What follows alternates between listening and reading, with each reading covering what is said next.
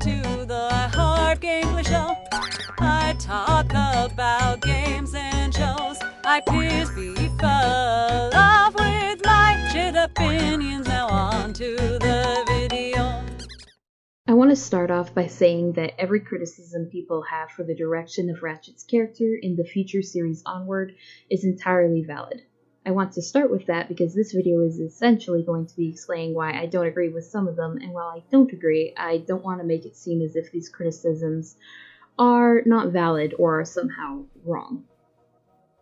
Today we are, as you might have guessed by the opening and the title, going to be talking about Ratchet from the Ratchet Clank game series on the PlayStation 2, 3, 4, 5, PSP, and wow, listing off all the generations of PlayStations makes me feel really old. For those who are just stumbling across this video, who are new to the series, or don't play and are just listening to this in the background while you do more important things, this is a quick rundown of the series.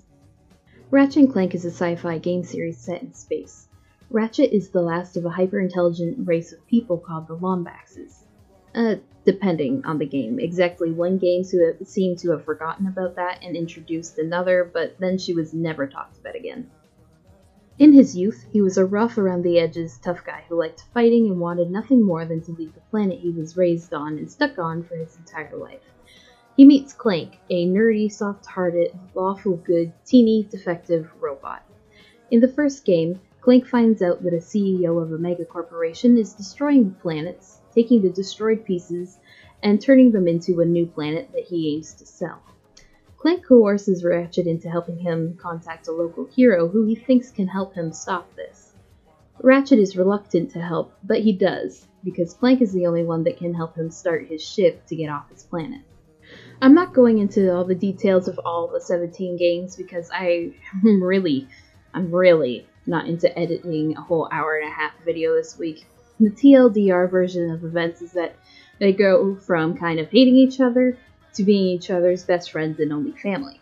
They have numerous adventures across space, time, and dimension, and are well known within not only their universe, but our own world as one of the flagship game series of the PlayStation consoles.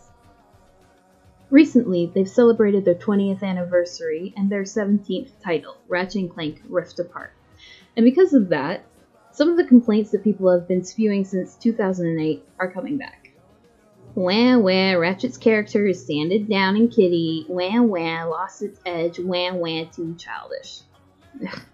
Yeah, clearly I'm not a fan of this line of thinking, but that being said, it does have its merits. For a moment, let's go over the complaints and why people think this way. As I have already said, Ratchet & Clank started as a very reluctant duo.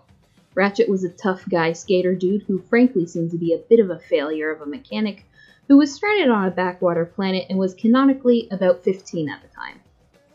As such, his humor was crude, he was a giant asshole by nature, and was generally self-centered and refused to see the bigger picture until things affected him. This isn't a dig at the character. I grew up with the series, and have any of you spent any time around teenagers?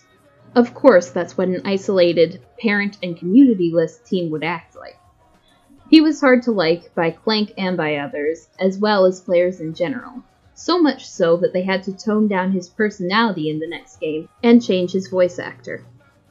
That's right, his personality was so bad that they fired the voice actor over it. I mean, I would have just not written him to be a little dickhead, but I'm not Insomniac, and frankly, James Arnold Taylor is a gem. The universe he was in was just as rough as he was, so he never really felt out of place. If anything, Clank's kindness was the thing that was out of place.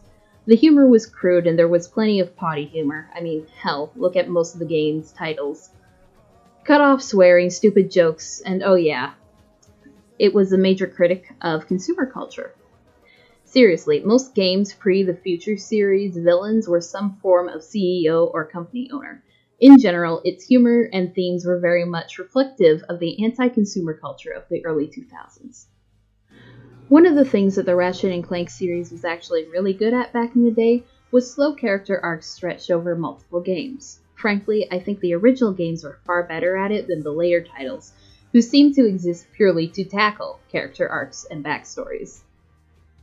Ratchet became less and less terrible as each game came out. but slowly. It was a natural evolution of his character over years.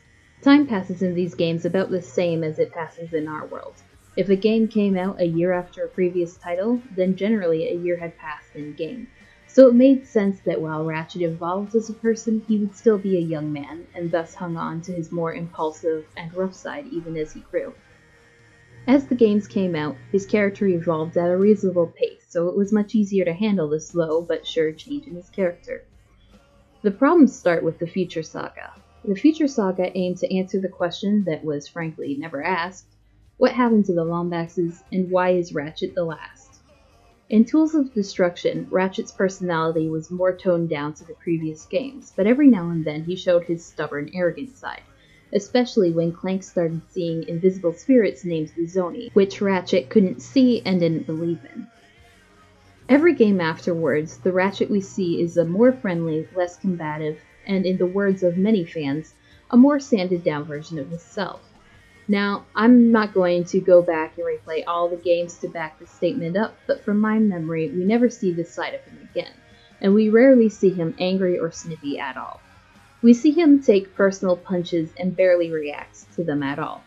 And even in the games where they do touch upon his personal trauma, aside from a few lines and a small frown, we never see any sort of emotional outburst or reaction like we would have in the earlier games. This, alongside the tonal shift of the games from a criticism of capitalism and consumerism to a kind of Pixar-esque, kids-friendly space opera, has left a lot of the OG fans very upset with the directions of the games and Ratchet's character. People have been pointing out that, hey, why is this backwater space trash who spent his entire life blowing up shit and making dirty jokes, acting like a goody two-shoes, and has turned into this soft-spoken baby man who only has good things to say and ends every statement with buddy or pal? These complaints are well known and mostly valid. It's no secret that the game series has lost its edge over time, and I'm sad to say that they did away with the anti-consumer and anti-capitalism themes, because frankly in this day and age I think it would work even better than it did in the 2000s. Ratchet & Clank had a retro-futuristic theme that satirized pop culture and trends at the time, made CEOs a massive joke and the villain, with a duo that worked so well because one was a tough-as-nails skater punk and the other was a teeny straight-laced dweeb. They contrasted and complemented each other perfectly. The thing that people aren't getting is that things change and people age. There are some things that people are forgetting to consider here. The first of which is that every game after the Future series, save for Into the Nexus and Rift Apart, are short, non-canon games. The Ratchet & Clank games have always been for kids. They have always been aimed at 10-year-old boys, and this is something that I feel like many OG fans seem to forget. There are more serious games, but at the end of the day, every single game in the Ratchet & Clank series has always been intended to be a family-friendly children's game. This doesn't stop when we age. Ratchet may have aged with us, but the demographics have not. I hate to be the soulless person in the room who only cares about statistics, but the Ratchet of the early 2000s would not have been received as well in the 2010s and in current-day games.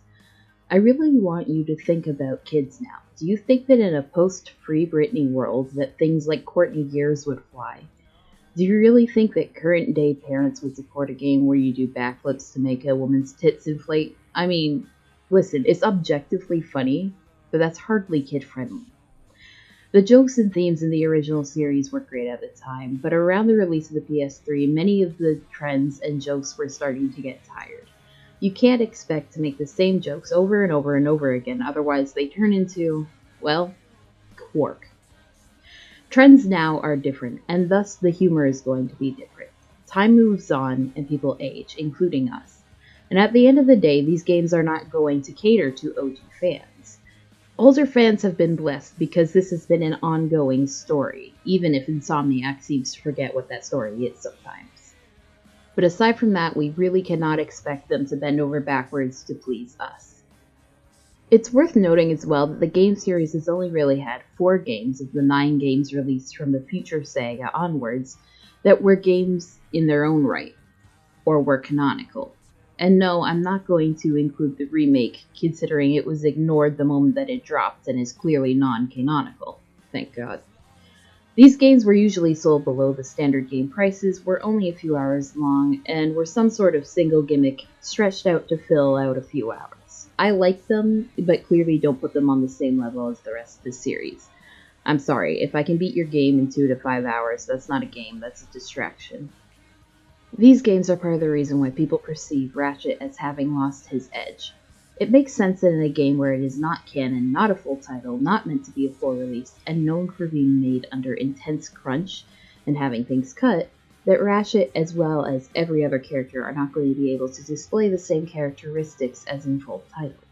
This goes even more so when you consider that a good number of those games were multiplayer experiences, where it would be sort of stupid to think that any character is going to be able to have much of any growth or focus at all. Yet again, these are not full-length titles, and everything was cut in order to make the major gameplay changes that many of these titles needed. From graphics to art style to, yes, character. Ratchet isn't the only person who went through a personality cut here. It's very notable that both Quark and Nefarious had major changes as well. Quark regressed into a caricature of his former self for the shortened games. Nefarious was made more childish as the plot didn't demand him to be the big bad guy. And overall, these characters had to be made to appeal to game audiences, which have always been, and yet again, will always be, 10-year-old boys. Not the millennials who grew up on the games, but the current-day 10-year-olds who likely have not played the backlog of 20 years of content, much of which is locked on the PS3's ridiculously unemulable hardware, or on a console that has been out of rotation for 9 years at this point. Many young players only know Ratchet & Clank's beginnings from the disappointing remake. For the games that have plot, we need to consider that Ratchet isn't a teenager anymore. By my guess, Ratchet is about 35 to 40 years old at this point.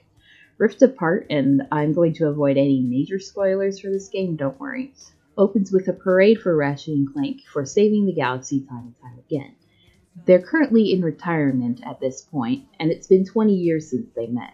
On a basic level, it makes sense that Ratchet in his late 30s would not be the same hot-tempered, rude, self-centered person he was when he was 15. Beyond that simple fact, at this point Ratchet has lost his father figure, Alistair Azimuth, was involved in the death of his girlfriend's parental figures, had to face the person who exiled his entire race, was responsible for Nefarious getting his hands on the Dimensionator, a machine that his father gave his life to protect, and almost lost his girlfriend, Talon, to the same man who exiled his people because he failed to properly get rid of him, and spent literal years in self-isolation as a mechanic because of his PTSD from losing Alistair. Ratchet is an adult who has gone through his character arc, and it frankly just doesn't make sense for him to act the same way as he did in the first few games in the current games. You're not seeing his character arc or any sort of character assassination. He's already gone through his arc at this point. That was done and dusted pretty much by the end of the comics. Unless they end up following through with the dropped plotline of the Lombaxes being enslaved in the other dimension, there is no realistic reason for him to develop that old attitude that he had. If they were to revert him to how he used to be now, just because, it would be a slap in the face and jarring for everyone, including the people that complain about his sanded down edges. Ratchet is literally a middle-aged man now, not a snarky little boy. He has lived through the reality of him fucking up and has experienced a lot of loss, and that has tempered him. I have seen people comment that seeing him Rift Apart and comparing him to Rivet shows how they've killed his character, but I fervently disagree. Rivet is a literal mirror for Ratchet. She is what he used to be, and the contrast doesn't show how they've ruined him, it shows how he has grown. You can make the argument that they have shaved down his humor in the major themes of the game, and you would be right. Yes, they have not kept up with current humor, and frankly, I think they need a few millennials and Gen Z to help them iron that out and bring back the anti-consumerism and anti-capitalism of the games. The complaints people have about Ratchet are valid for the shorter games, because in those games they absolutely do sand him down. But in Rift Apart and Into the Nexus, Ratchet is exactly who he should be. A person who has grown up, retired, experienced extreme isolation and loss, and someone who has spent over 20 years living with Clank, who has obviously rubbed off on him, as he has on Clank. And yes, all this excludes the remakes because respectfully, while the game was fun and beautiful, fuck the remake. And this doesn't include the book based off the remake, because aside from me, who really knew that existed? If there is anything the fanbase should have learned by now, is that you can't turn back time. People move on, age, and change, and that includes Ratchet.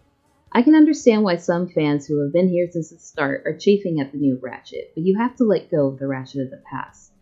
We're not the demographic the games are aimed at anymore. We haven't been for over a decade. Ratchet, much like us, has grown up over the years. He has let go of the past and learned to move on and find value with what's in front of him. Maybe it's time that we do the same.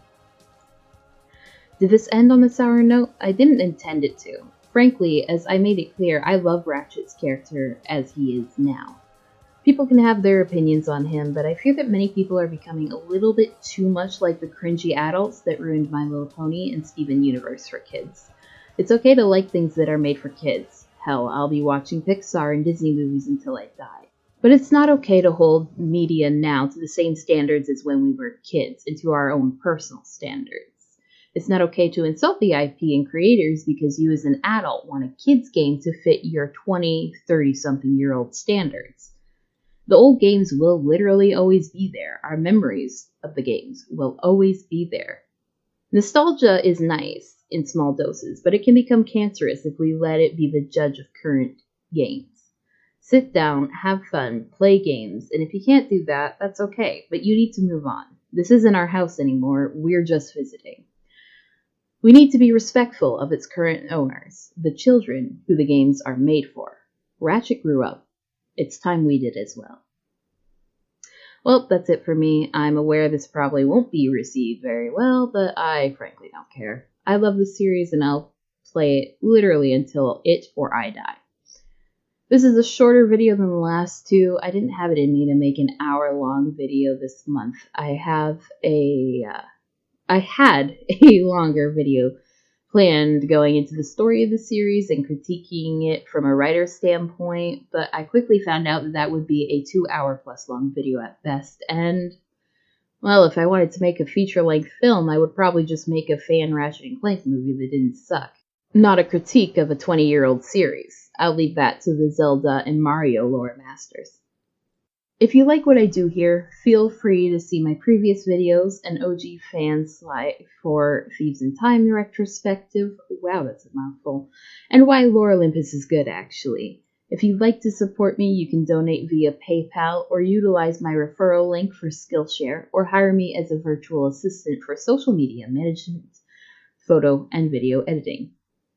Skillshare, for those of you who somehow don't know by now, is an online learning community where you can learn everything from knitting to game design. If you're trying to learn a new skill or improve upon an existing one, Skillshare is the website for you. If you don't like commitment, use my referral code for 1 free month of Skillshare to try out. If you don't like it, it's super easy to cancel, so don't feel like you're falling into the Spotify trap of inescapable subscriptions. Are you an online content creator or small business owner? Hire me as your personal virtual assistant. Let me handle your social media, create a plan of action, create and schedule your months of content, and give you an end-of-month report so that you can focus on the more important things. Have a photo or a video you need edited? I can do that. From basic touch-ups to complete transformations, I'm your one-stop shop for photo and video editing. Be it minor or major help, I'm here to assist. Book your discovery call with Desiree the VA today and get an estimate for your next project. Thanks for watching, guys. If you like this, let me know by subscribing, liking, commenting, doing all the YouTube things.